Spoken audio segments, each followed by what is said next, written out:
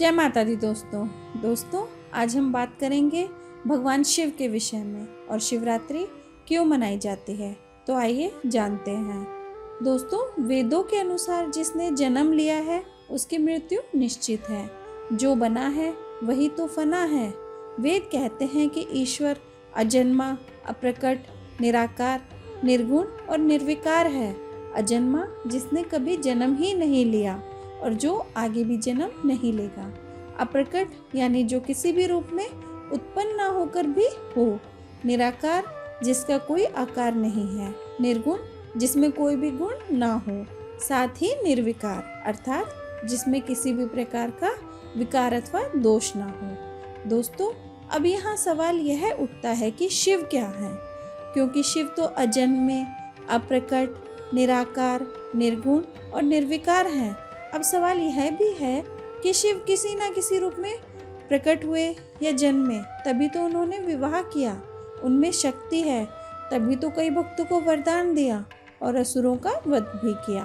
असल में जब हम शिव कहते हैं तो वह निराकार ईश्वर की बात होती है, और जब हम सदाशिव कहते हैं तो हम महान सर्वेश्वर की बात करते हैं, और जब हम शंकर या महेश कहते हैं तो वह देवों के देव महादेव की बात होती है।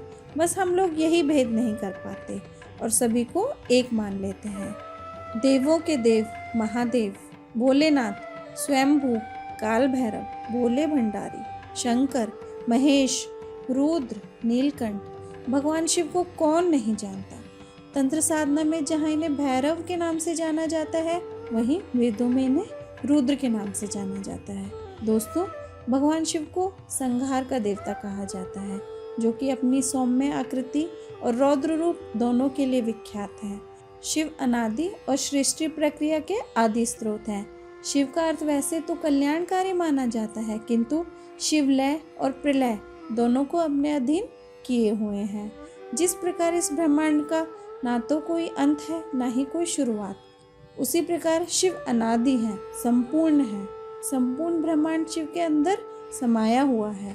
जब कुछ नहीं था तब भी शिव थे, जब कुछ नहीं होगा तब भी शिव होंगे। शिव को महाकाल कहा जाता है, अर्थात समय। शिव अपने स्वरूप के द्वारा संपूर्ण सृष्टि का भरण पोषण करते हैं, इसलिए परमात्मा का यह स्वरूप अत्यंत ही कल्याणकारी माना जाता है। दोस्तों, भगवान शिव के व्यक्तित्व में हमें परस्पर दो विरोधी बातों का सामंजस्य देखने को मिलता है। जैसे शिव जी के मस्तक पर जहाँ एक ओर चंद्र है, वहीं दूसरी ओर महाविष्धर सर्प भी उनके गले का हार है। वे जहाँ अर्धनारीश्वर होते हुए भी कामजित हैं, पत्नी बच्चे अर्थात गृहस्थ होते हुए भी शमशानवासी हैं, सौम्य होते हुए भी भयंकर रुद्र हैं। अपने इन्हीं गुणों के कारण महादेव बाकी देवताओं से अलग हैं। भगवान शिव के परिवार में भूत प्रेत, नंदी, सिंह, सर्प, मयूर व मूषक सभी का संभाव देखने को मिलता है। ऐसे महाकाल शिव की आराधना का पर्व ही है शिवरात्रि। क्यों मनाई जाती है शिवरात्रि? दोस्तों, वैसे तो प्रत्येक मास के कृष्ण पक्ष की चतुर्दशी शिवरात्रि कहलाती है, लेकिन फागुन कृष्ण चतुर्दशी महाशिवरात्रि कही गई है।